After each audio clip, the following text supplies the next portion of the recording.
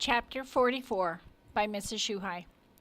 Early that evening, Francesca stopped by the blue and green houses.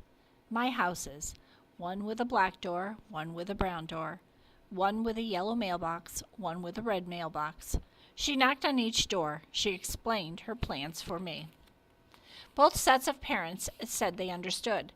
They would be sorry to see me go, but it would be a relief to see an end to the wishing day, wouldn't it?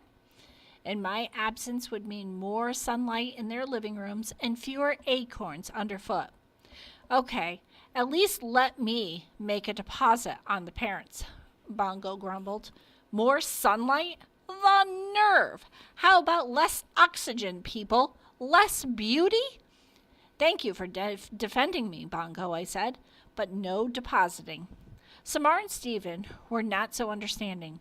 They ran after Francesca as she crossed the lawn. Samar pulled on her sweater. You have to listen to us, Samar said. You can't cut down the tree. I can't? Francesca inquired. And why is that, dear? Because, Stephen said, panting, it's alive. I'm quite aware of that, Francesca said. It's a common trait of trees. She paused, peering down at the ribbon around Samar's neck. Why, I know that key, she said. I recognize the ribbon. A crow gave it to me. No kidding. Smart birds, crows. Samar slipped the ribbon over her head and handed the key to Francesca. Oh, I don't want that old thing, she said, giving it back. You can keep it. It just made me remember. It's not important. It opens a diary. My great-great-grandmother Maeve kept a journal after she moved here. So that's what it's for, Samar said. Where is it, Stephen? The journal? Attic, maybe. Or no. It's probably in the shed behind Samar's house. Got a lot of old family stuff stashed away in there. She gave me a wry smile. Unless it is floated away. Backyard's pretty wet right now, which, by the way, is one of the reasons it's time for this tree to say goodbye. Samar wiped away some tears. You don't understand. This tree, it's almost like it's human. Oh, that's sweet, Francesca patted Samar's head. But, honey, it's just a tree. She squared her shoulders. Now, I must go feed Lewis and Clark. I can hear them complaining from all the way over here, and I've got a busy day ahead of me tomorrow. As she moved to leave, Stephen stepped in front of her. Before you go, he said, his voice firm, just listen. He turned to me. Say something, he instructed. Please, Tree, Samar pleaded. I kept quiet. What more was there to even say? Francesca looked from Stephen to Samar and back again. Children, she said, perhaps those video games you like to play have altered your brains. Talk, Tree, Stephen said. Silence. It can talk, Samar told Francesca. Real words. It told us stories about Maeve. Francesca, for just a moment, hesitated. She looked at me.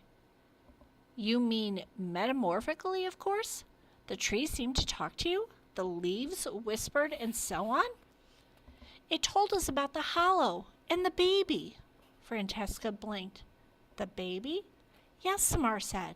The abandoned baby. Again, Francesca paused. Of course, I've told that family story before. You probably heard it from a neighbor. Stephen shook his head. We heard it from the tree. Oh, my, said Francesca. She waved a hand in front of her face. You're wearing me out, you two. I am so very glad my parenting days are behind me. Listen here. You get a good night's sleep, understand? Or maybe some counseling. As quickly as she could, Francesca made her way across the lawn, her shoes caked with mud. Francesca, Stephen called. It's just a tree, dears. Repeat after me. It's just a tree. I was wondering if we could look at that diary. She glanced over her shoulder. Maeve's journal? Be my guest.